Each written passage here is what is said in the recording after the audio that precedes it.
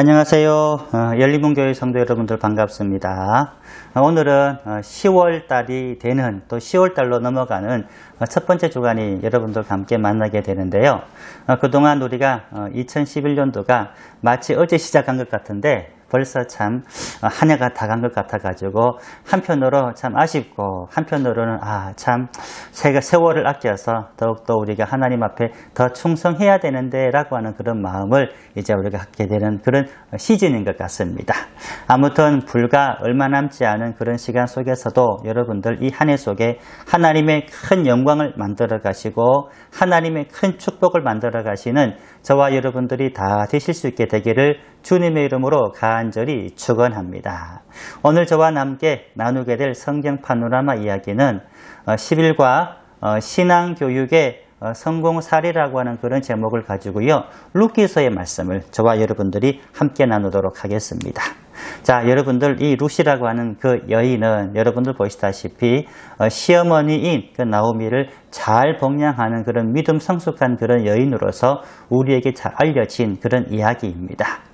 룻기서가 가지고 있는 그 이야기를 보게 되면은 이 룻기서의 이야기는 사사기 시대에 벌어졌던 그런 이야기를 지금 기록을 하고 있는데 지난번 사사기를 통해서도 말씀을 드렸습니다만은 이 사사기는 암흑기라고 말씀을 드렸잖아요.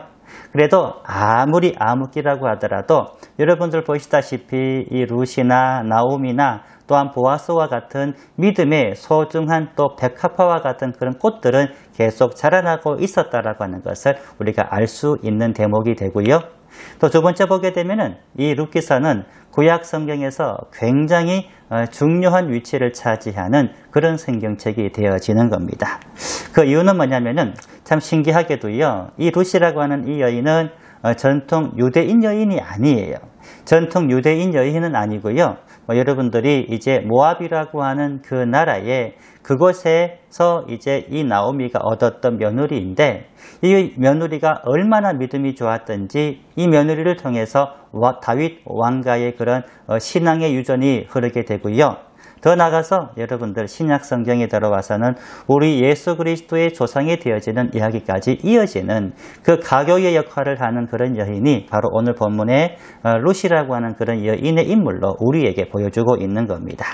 자, 첫 번째 나오미와 룻의 그런 만남 그리고 귀향 다시 고향으로 돌아오는 그런 이야기들을 룻기서 1장에 우리에게 설명을 해주고 있는데요.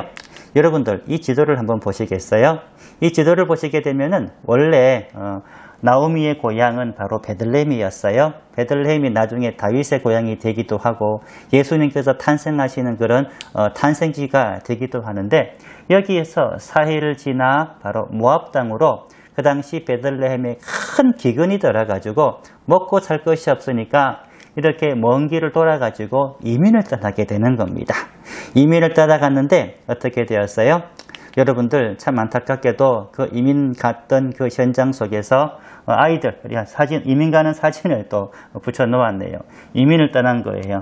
그런데 이민을 갔는데 어떻게 참 불행한 사건이 벌어지게 됩니다. 나오미의 두 아들이 물론 결혼을 했어요. 룻과 또 여러분들 나중에 보게 될 이 오르바라고 하는 그런 여인과 결혼을 하기는 하였지만은 아들인 말론과 기론이 안타깝게 죽어버리고요.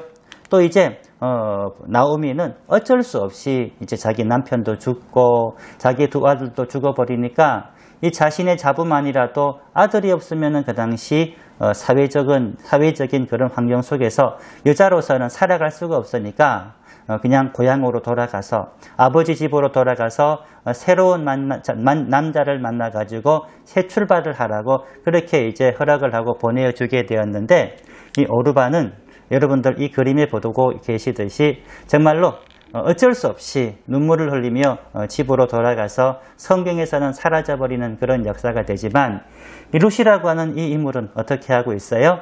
시어머니 그 나오미를 끝까지 붙들면서 나는 결코 어머님을 떠나지 않겠습니다 라고 하는 그런 믿음의 결단을 하고 있는 겁니다. 그 장면을 여러분들 이제 이 나오미의 귀향에 보게 되면은요, 여러분들 어때요? 이 글씨를 이 성경 구절 룻기서 1장 16절 말씀인데 제가 한번 읽어봐 드리겠습니다. 룻이 이르되 내게 어머니를 떠나며 어머니를 따르지 말고 돌아가라. 강권하지 마옵소서. 어머니께서 가시는 곳에 나도 가고 어머니께서 머무시는 곳에서 나도 머물겠나이다. 물론 그 뒤에 나오는 그 구절은 이렇게도 되어 있습니다. 어머니의 하나님이 내 하나님이 되고 어머니의 민족이 내 민족이 되겠습니다. 라고 하는 그런 믿음의 결단을 가지고 끝까지 이 나오미를 따라서 함께 베들레헴까지 유대 광약, 유대 땅까지 이제 돌아오는 그런 역사의 여정을 이제 우리가 이 성경을 통하여 보게 되는 겁니다. 이 장에 보게 되면은 이렇게 아무것도 없는 그 시어머니 나오미를 따라서 룻이 이 베들레헴까지 지금 이사를 오게 되는 거거든요. 여기에서 참 감사하게도 생명의 은인과 같은 보아스라고 하는 훌륭한 사람을 만나는 장면을 이제 룻기서 2장에서 우리에게 보여주고 있습니다. 먼저 여러분 이 룻은 이방 여인, 모압 여인이라고 제가 말씀을 드렸잖아요. 이런 이방 여인이 또 남편도 없어요. 아무런 남편도 자기를 도와줄 수 있는 시아버지도 안 계시는 이 상황에서 베들레헴에 오게 되면은 이런 여인들은 그 당시 어떤 천대를 받았는지 여러분들 세 가지만 여러분들에게 말씀을 드리면은 이 세 가지의 천대를 받을 수가 없는 거거든요. 첫째는 이방 여인이라고 하는 그 무시와 차별을 정말로 극하게 받을 수밖에 없었습니다. 또 두 번째는 뭐냐면은 이제 남편이 없는 여인이기 때문에 아무도 자신을 돌봐줄 수가 없잖아요. 그래서 막 대해도 어디에 고발도 못하고 자기를 막 이제 대해도 여러분 심지어 추행까지 하더라도 어디에 하소연할 수 없는 그런 여인이 바로 룻의 그런 진정한 그런 여러분들 그 당시 상황이었고요. 그리고 여러분들 베들레헴에 와봐야 시어머니에게는 아무것도 남겨진 것이 없어요.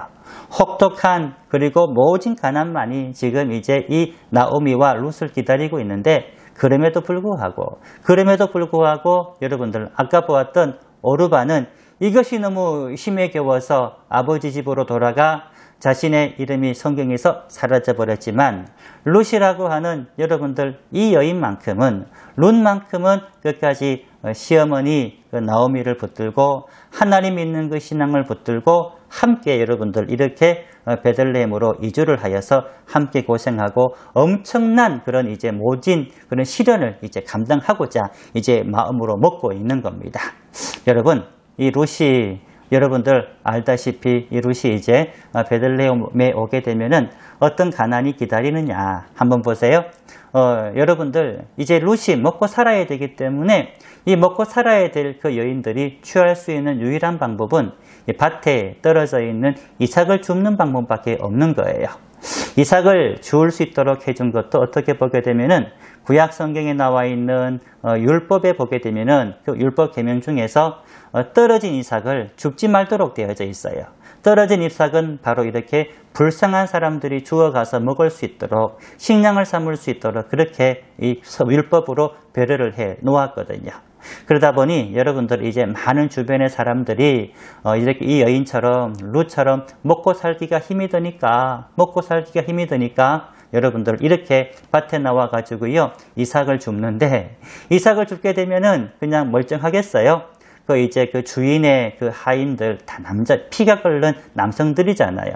또 이런 여성들을 괜히 추행을 하고 괜히 나쁜 생각을 하게 하고 괜히 여러분들 더 불쌍하게 만들어 버리는 일들이 그 당시 정말로 비일비재하게 일어났었던 겁니다. 그런데 참 우연하게도 이 룻이 하나님의 은혜겠지요. 찾아갔던 그 밭이 마침 엘리멜렉의 친족인 보아스라고 하는 그 밭에 가가지고 이삭을 줍기를 시작을 하였던 겁니다. 그랬더니 보아스가 지금 룻이라고 하는 낯선 여인이 자기 밭에서 이삭을 줍는 것을 보고 굉장히 대견스럽게 여기고 당신은 도대체 누구냐라고 하니까 룻이라고 하는 자기의 친족의 며느리잖아요. 또 귀하게 여기고 참 그래도 우리 밭에서 딴 데 가지 말고 우리 밭에서 이삭을 주워가라며 친절을 베풀어 주고요. 또 심지어 더 감사하고 더 감동적인 것은 뭐냐면은 자신들이 이 보아스가 거느리고 있던 모든 남종들에게 엄하게 명령을 내려서 절대로 룻도 마찬가지지만은 모든 젊은 여인들에게 과부라고 남편 없다고 서러움 주지 말고 함부로 막대하지 말라고 엄하게 또 그렇게 이제 명령을 하고요. 그리고 또 심지어 더 감사한 것은 룻은 특별 대우를 해가지고 이제 보아스와 또 이 다른 남종들이 함께 밥을 먹을 때 자신들이 가지고 온 보아스가 가지고 온 그 밥을 함께 나누어 먹이도록 그렇게 친절한 그렇게 이제 은혜를 베풀어 주는 겁니다. 이 룻이 그런 착한 마음과 그런 나오미를 끝까지 따라다녀 이 베들레헴까지 왔던 것에 대해서 감동을 이 보아스가 먹었던 거예요. 얼마나 감동을 먹었던지 여러분들 이 본문 룻기서 2장 12절 말씀 보게 되면은 이렇게도 말씀을 하고 있어요.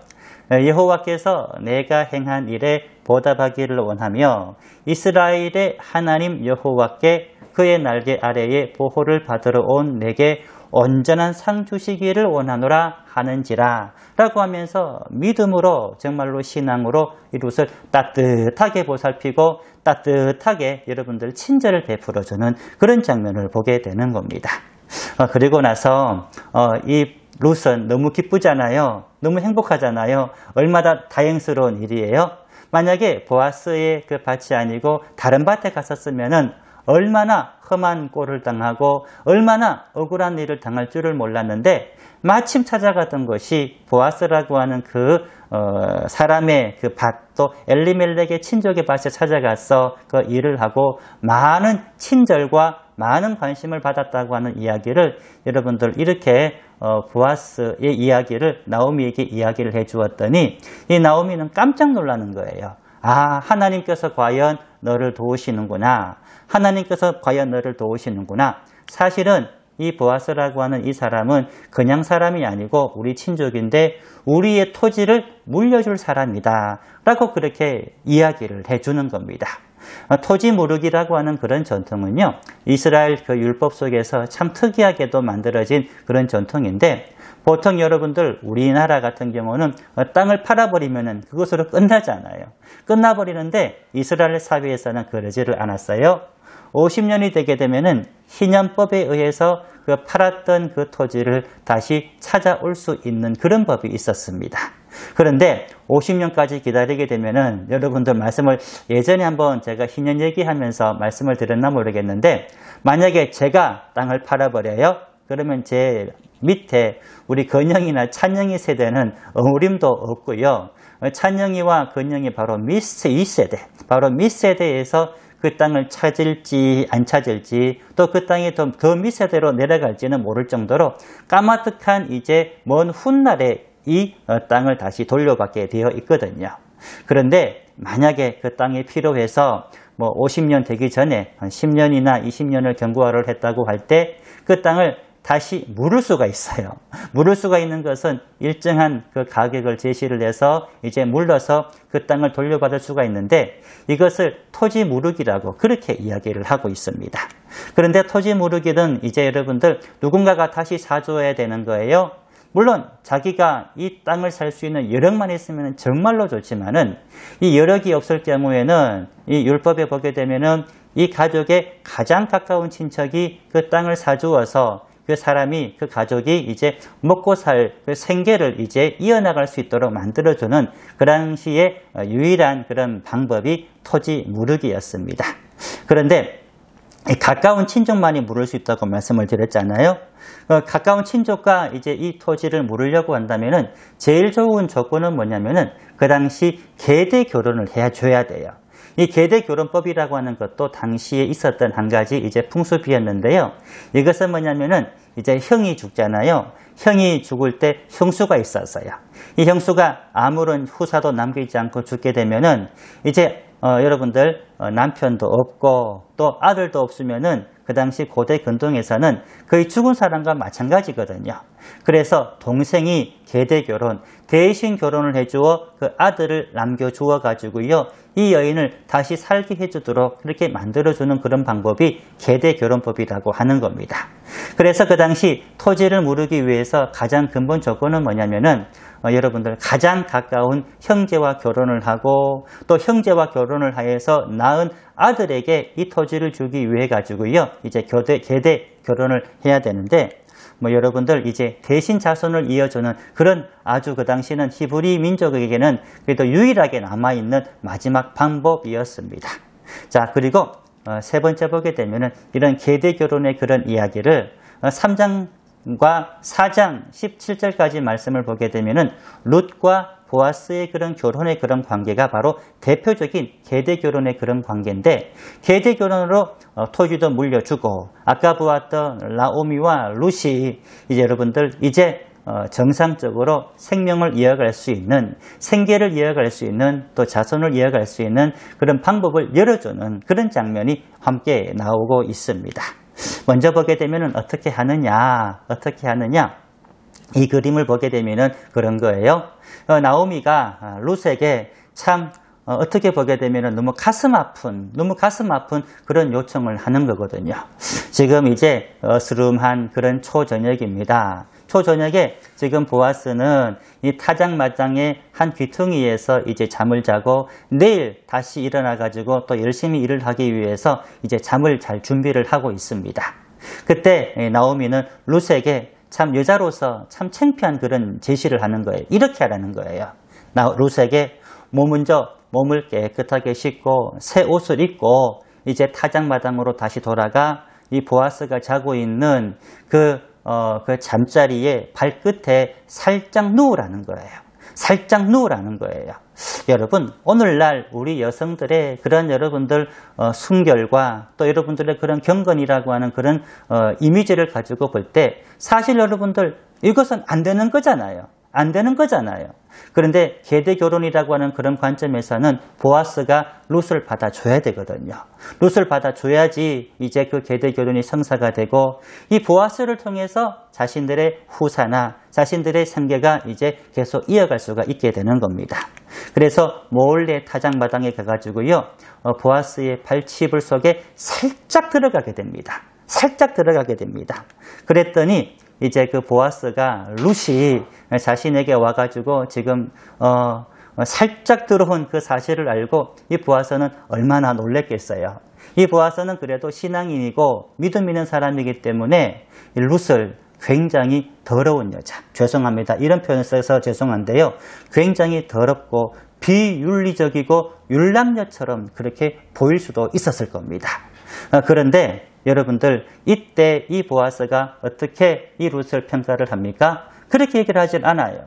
정말로 이 룻에게 그 용기와 이 여자로서 정말로 쉽게 할 수 없는 그 행동을 볼 때에 정말로 이 룻은 이 보아스는 감동을 하는 겁니다.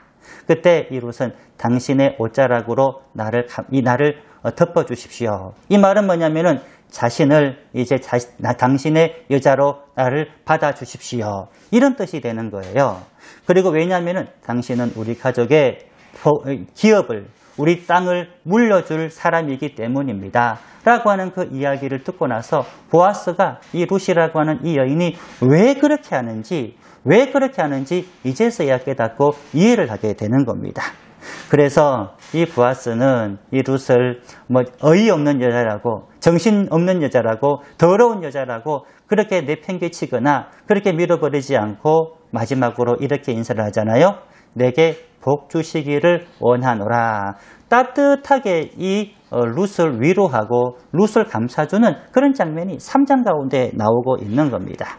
저는 여러분들이 보고 계시는 이 사진 하나, 이 그림 하나가 그 당시 이 보아스와 그 룻의 그 심정, 그 타작마당에 있었을 때의 이 두 사람의 심정을 정말로 잘 대변하는 그런 사진이라고 제가 생각을 하는데요.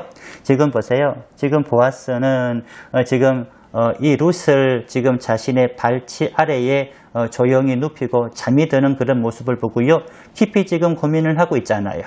어떻게 하면은 이 룻을 도와줄 수 있을까? 어떻게 하면은 이 룻과 나오미를 그 생명들을 살릴 수 있을까 정말로 고민을 하고 있고요. 지금 룻은 너무나도 지쳐가지고 곤히 잠이 들었던 거예요. 룻이 사실 여기까지 오는 것은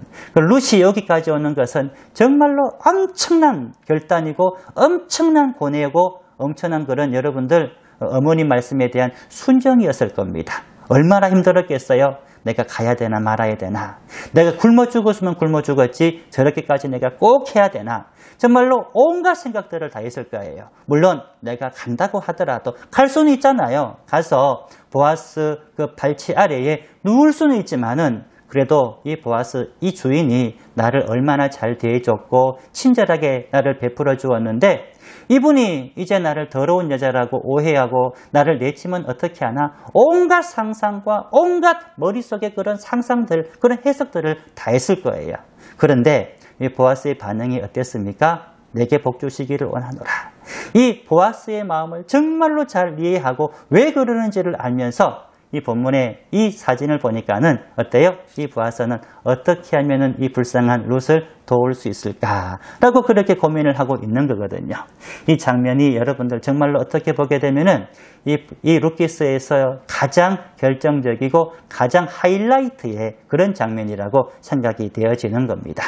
그런데 이 보아스가 고민을 해보니까 사실은 자신보다 이 룻의 가정의 그 토지를 물려줄 수 있는 더 가까운 친족이 있는 거예요. 이 친족에게 가서 어떻게 얘기할지 밤새도록 고민을 하다가 이제 그 다음날 아침 일찍 일어나 성문 어귀에 가서 지나가는 이 룻에게 토지를 물려줄 수 자격이 되는 첫 번째 그 친척을 만나게 되는 겁니다. 사실 첫 번째 친척은요, 토지를 물려주려고 했어요. 토지를 물려주려고 했는데 그것은 뭐냐면은 토지를 물려받으면은 결국은 자기 것이 되잖아요. 자기 것이 되기 때문에 그 토지라면은 싼 값에 내가 인수할 수 있겠다라고 해가지고 좋아해서 처음에 그것을 승낙을 했는데 두 번째 조건은 어떤 조건이에요?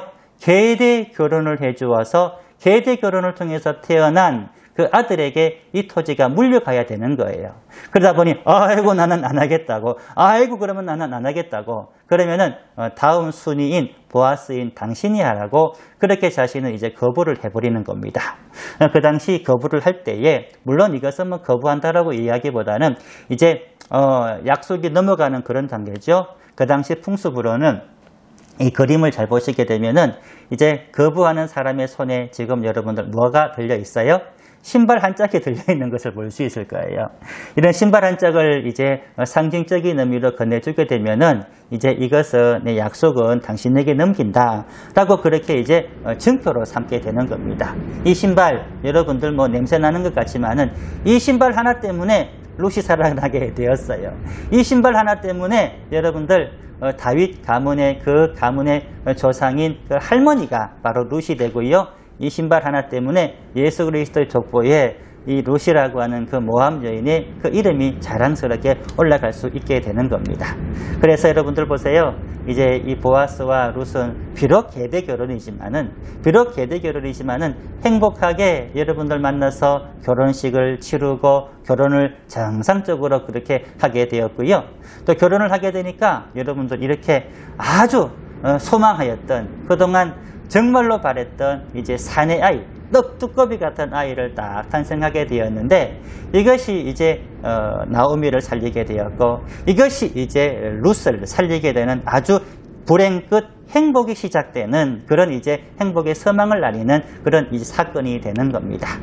마지막 보아스의 족보가 어떻게 계속 이어지느냐. 룻기 4장 18절 말씀부터 22절 끝절 말씀 보게 되면은 이제 보아스의 그 족보가 나오는데요. 그 보아스의 족보를 보기 전에 지금 여러분들 그때 룻이 보아스를 통해서 낳았던 그 아들의 이름이 오벳이라고 하는 그런 아들의 이름이에요. 오벳이라고 하는 이 손자를 안고 있는 이 나오미의 표정을 잘 보세요. 얼마나 행복해하고 있는지, 얼마나 즐거워하고 있는지를 여러분들 볼 수가 있을 겁니다.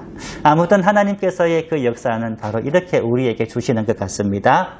그래서 이 보아스의 족보를 보게 되면은 이 룻과 또 보아스가 이제 계대 결혼이지만은 결혼을 하여서 오벳이라고 하는 아까 보았던 떡두꺼비 같은 아들을 낳았잖아요. 이 떡두꺼비 같은 그런 아들이 또 아들을 낳았는데 이 룻의 손자 그 이새를 낳았습니다. 이새를 낳았는데 이새가 여러분들도 잘 아시다시피 바로 다윗 왕의 다윗 임금의 아버지가 되잖아요. 그러니까 이 다윗 임금님의 그 증조모가 바로 이방 여인인 룻이 된다라고 그렇게 여러분들 기억하시면 되는 겁니다.